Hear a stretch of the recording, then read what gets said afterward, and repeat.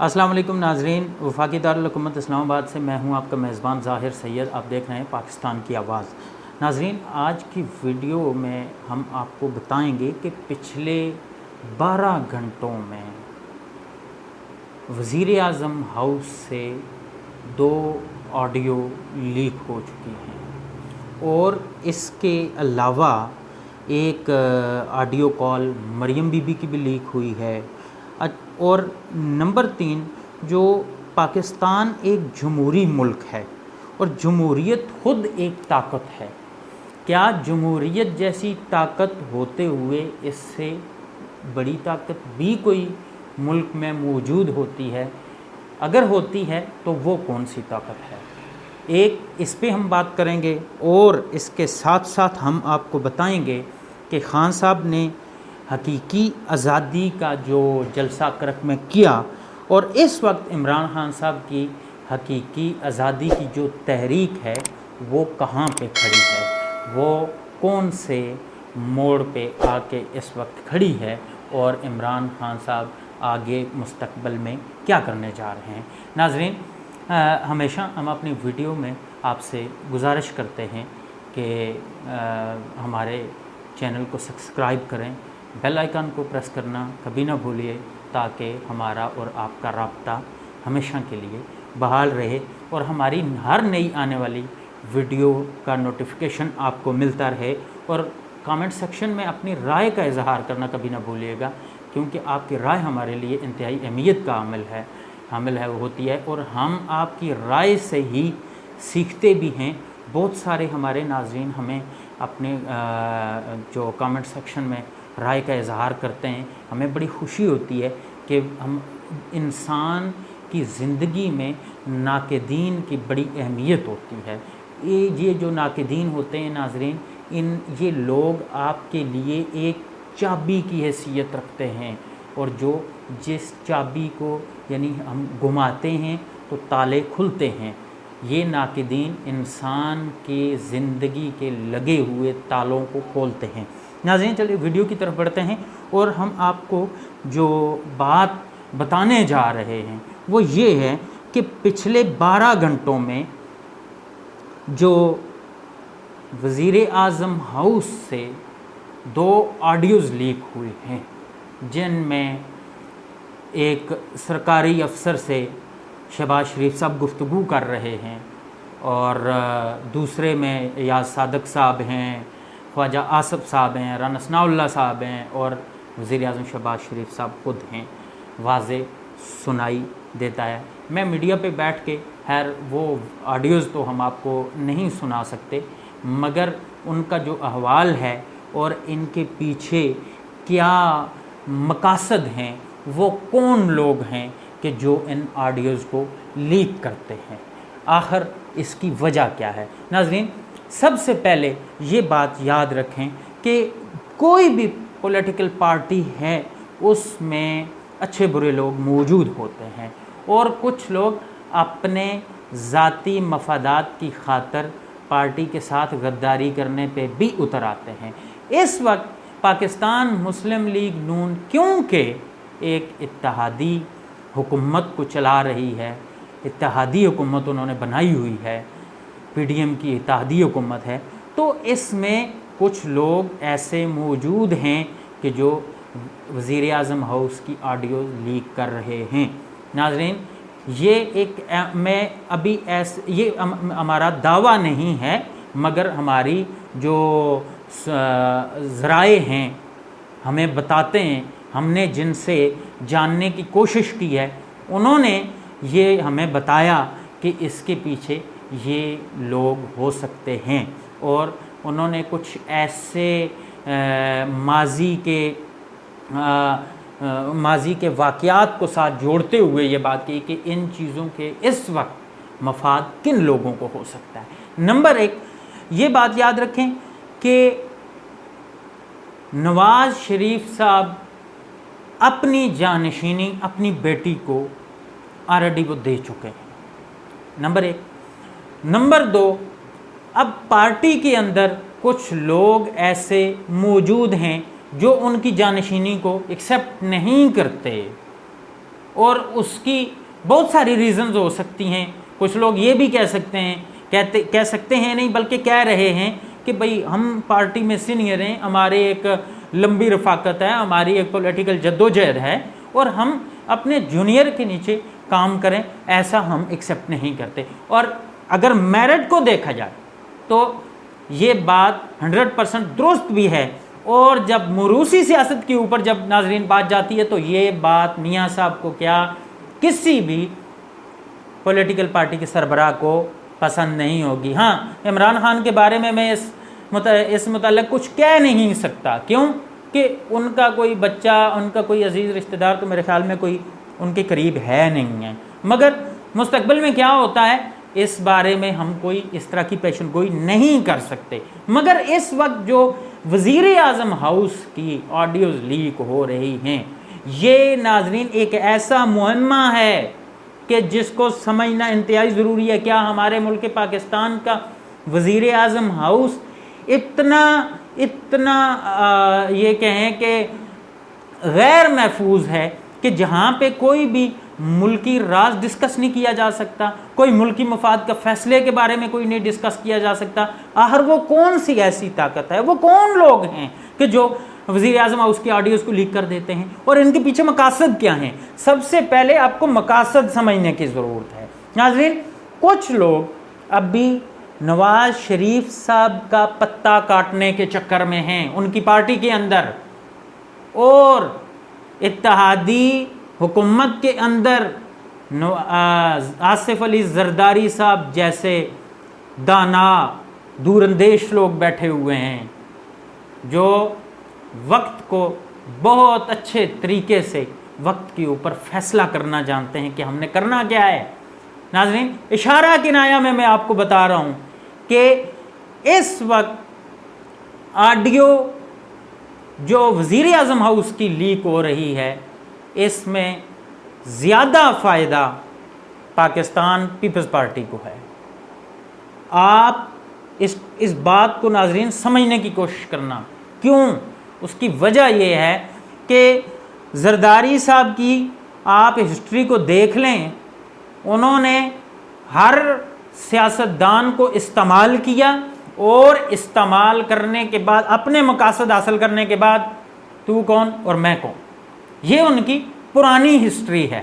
تو اس وقت بھی کیونکہ اب یہ آڈیوز لیک ہونے کے بعد طلال چودھری صاحب میڈیا پہ آ کے یہ کہتے ہیں, اور ان کے گفتگو میں وہ اداروں کو کریٹیسائزڈ کر رہے تھے, یعنی ہمارے ملک پاکستان کی ایجنسیز کو یہ بات وہ کہہ رہے تھے دبے الفاظ میں کہ یہ کون لوگ ہیں, ہمارا وزیر اعظم ہاؤس اتنا غیر محفوظ ہے, ہم یہاں پہ کچھ فیصلے ہی نہیں کر سکتے.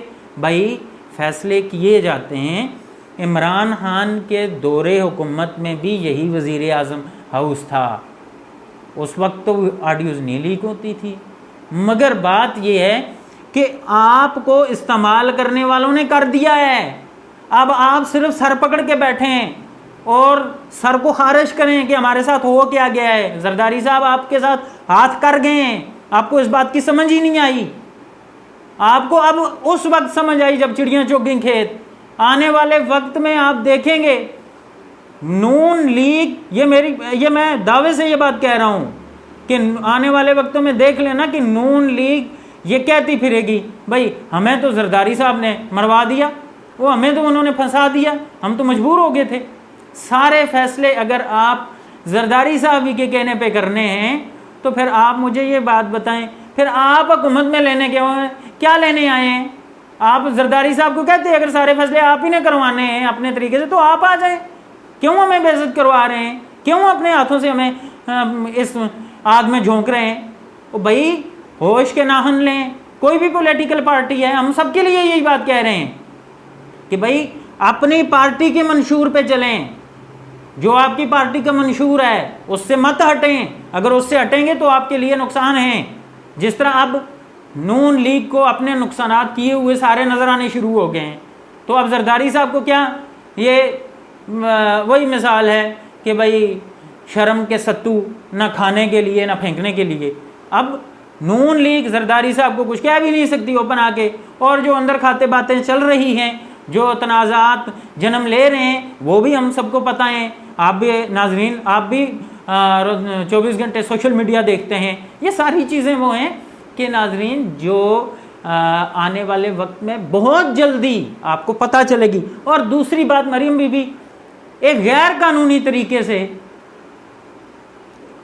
سرکاری افسر کو یہ حکم دے رہی ہیں کہ بھئی میرا وہ داماد ہے، اس کے لیے گریڈ اسٹیشن جو پلانٹ لگوانا تھا، منگوانا تھا بھارت سے، تو وہ منگوائیں. کیوں نہیں منگواتے آپ؟ اب یہ بات یاد رکھیں کہ خفیہ طریقوں اور غیر قانونی طریقوں سے آپ کون سے ملک سے مشینری منگوا رہے ہیں. آپ کو شرم نہیں آتی یہ بات کرتے ہوئے، یا اس طرح کے اقدام کرتے ہوئے؟ یہ کس طرح کی بھونڈی حرکتیں کر رہے ہیں؟ وہ آپ کو شرم آنی چاہیے. آپ کے کشمیری بھائیوں کے قاتل ہیں وہ لوگ، اور آپ ان سے تجارت کر رہے ہیں، وہ بھی غیر قانونی. اگر آپ میں دم خم ہے تو ڈنکے کی چوٹ پہ منگوا لیں. اگر آپ قانون کو فالو کر کے منگواتے ہیں تو پھر تو ایک بات بنتی ہے. اور آپ اس طرح اگر اس طرح کی بھونڈی حرکتیں کریں گے تو آپ کیا سمجھتے ہیں کہ آپ کی باتیں سامنے نہیں آئیں گی؟ بالکل سامنے آئیں گی. لوگ آپ کو تھو تھو بھی کریں گے. اس سے اگلے ہم جب چلتے ہیں کہ بھئی پاکستان ایک جمہوری ملک ہے، اور جمہوریت خود ایک طاقت ہوتی ہے. آخر کون سی ایسی طاقت ہے جو جمہوریت سے اوپر والی طاقت ہے؟ اور یہاں پہ جمہوری فیصلے ہوتے ہی نہیں ہیں. اور بھائی اس ملک کا وزیر اعظم ہاؤس اگر سیف نہیں ہے، وہاں سے آڈیوز لیک ہو جاتی ہیں، تو کیا سمجھیں گے ہم؟ کیا یہاں کون سی پھر ایسی جگہ آپ کے پاس رہ جاتی ہے جہاں پہ آپ ملکی مفاد کے فیصلوں کو ڈسکس کریں گے، ملکی سیکرٹ راز ڈسکس کریں گے؟ آپ تو بالکل انسیف ہو گئے، آپ تو غیر محفوظ ہیں. پہلے تو ان چیزوں کے لیے اقدامات کریں. اور اس کے ساتھ ناظرین جو لاسٹ بات میں کہنا چاہتا ہوں کہ خان صاحب کی حقیقی آزادی کی جو تحریک ہے وہ فائنل راؤنڈ میں ہے، اس وقت بالکل آخری حد پہ پہنچی ہوئی ہے. عوام کی آنکھوں میں خون ہے، عوامی طاقت عمران خان کے ساتھ ہے. ہوش کے ناخن لو. اگر آپ عوامی طاقت کو مائنس کریں گے تو یاد رکھیں پھر اس کا ملک سری لنکا کی طرف جائے گا. جس طرح سری لنکا میں جو حالات ہوئے ہیں، وہاں پہ بھی یہ ایک دو خاندان تھے جنہوں نے اس ملک کو خراب کیا ہے. ہم نہ پیپلز پارٹی کے خلاف ہیں، نہ نون لیگ کے خلاف ہیں، مگر کسی پاکستان کی پولیٹیکل پارٹی کے خلاف نہیں ہیں. مگر ہم یہ کہتے ہیں کہ اگر آپ پاور میں ہیں تو آپ اپنی پاور کو استعمال کرتے ہوئے ملک پاکستان کی عوام کی فلاح و بہبود کے لیے کچھ کریں.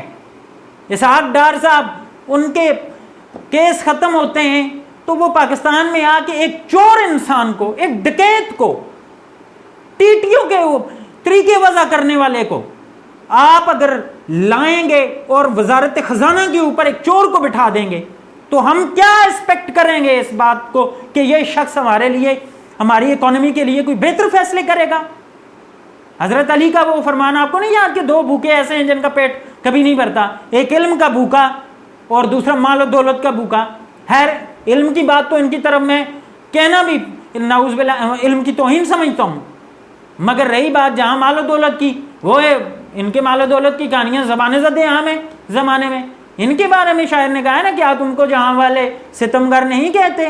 ارے کہتے ہیں مگر آپ کے منہ پر نہیں کہتے. مگر ایک بات یاد رکھیں کہ عمران خان نے اب لوگوں کو اتنا شعور دلا دیا ہے کہ بھائی اب ان کے منہ کے اوپر چور بھی کہتے ہیں، ڈکیت بھی کہتے ہیں، اور ایسی ایسی باتیں، ایسی گندی باتیں بھی اب ان کو سننی پڑتی ہیں کہ جو ہم سوچ بھی نہیں سکتا کہ بھئی ہم اپنی زبان سے ان کو وہ گندے الفاظ استعمال کریں. آخر کبھی انہوں نے یہ بات سوچی ہے کہ یہ ہمارے ساتھ کیوں ہو رہا ہے؟ سوچیں کسی غریب کی آپ کو بددعا لگی ہے، کسی کی ہائے لی ہوئی ہے آپ نے، جس کی بنا پہ آپ کے آج یہ عالم ہے. آپ پاور میں ہونے کے باوجود بھی اب کچھ دنوں کے بعد یہی پی ڈی ایم کی اتحادی حکومت، یہی بان متی کا کنبہ، یاد رکھنا، یہ پاکستان کے ہر ادارے کو کرٹیسائز کرے گا. یہ کہے گا کہ انہوں نے ہمارے ساتھ یہ کیا ہے. اور بھائی آپ کو لا کے حکومت بھی دے دی، آپ مہنگائی ختم کرنے آئے تھے، وہ کون سی مہنگائی ختم کی ہے؟ مہنگائی ختم کرنے کے باوجود آپ تو کہہ رہے تھے کہ ہم نے مہنگائی کا، او بھائی آپ کی دور حکومت میں آٹا 135-140 روپے مل رہا ہے، آپ کی دور حکومت میں پیٹرول 237 پہ پہنچ گیا ہے، 237-38 پہ۔ آپ کہتے ہیں کہ بھائی ہم نے مہنگائی کے ختم کرنے کے لیے ہم آئے ہیں۔ کون سی کوئی ایک ایسا اقدام، کوئی ایک ایسا کام ہمیں بتائیں جس کے اوپر ہم آپ کی تعریف کریں، ہم خوش ہوں گے۔ وہ یار کوئی ایک کام ایسا لاؤ۔ میں کہتا ہوں ایک کام بھی مجھے آپ اپنا عمران خان کو اترا، او بھائی آپ نے کام ایسے کیا، اب تو عمران خان لوگوں کی نظر میں آپ کی بنسبت وہ فرشتہ مان لیا ہے انہوں نے کہ عمران خان فرشتہ ہے۔ عمران خان کے بیانیے کو کامیاب کرنے میں سب سے بڑا ہاتھ آپ کا ہے۔ عمران خان کا بیانیہ اگر کامیاب ہوا ہے تو آپ کے غلط فیصلوں کی وجہ سے ہوا ہے۔ مفتاح صاحب کبھی آپ دیدہ ہو رہے ہیں، کبھی کیا ان کے ڈرامے بازی چل رہی ہے۔ ارے بھائی آپ کی آنکھوں کے آنسوؤں سے لوگوں کے پیٹ نہیں بھرنے، یہ عوام آپ سے سوال کرتی ہے کہ آپ نے ہمیں کیا ریلیف دیا ہے۔ میں بحیثیت جرنلسٹ میں یہ بات پوچھتا ہوں کہ مجھے بھائی ایک کام پی ڈی ایم اپنی حکومت کا ایک کام بتاؤ میں جس کی تعریف کروں۔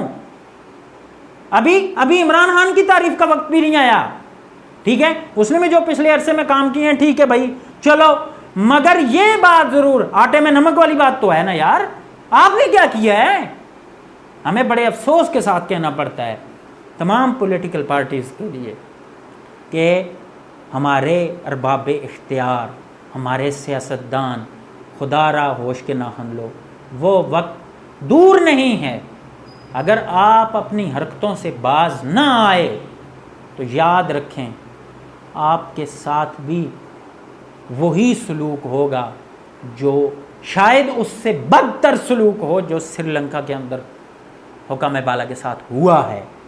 اسی کے ساتھ ناظرین میں آپ کی خدمت سے اجازت چاہوں گا، کمنٹ سیکشن میں اپنی رائے کا بھی ضرور اظہار کیجیے گا اپنے پروگرام کے حوالے سے، اور اپنی قیمتی رائے سے ہمیں ضرور نوازیے، ہم تاکہ بہتر سے بہتر معلومات آپ کی خدمت میں لے کے آ سکیں۔ اسی کے ساتھ ظاہر سید کو اجازت دیجیے، اللہ نگہبان۔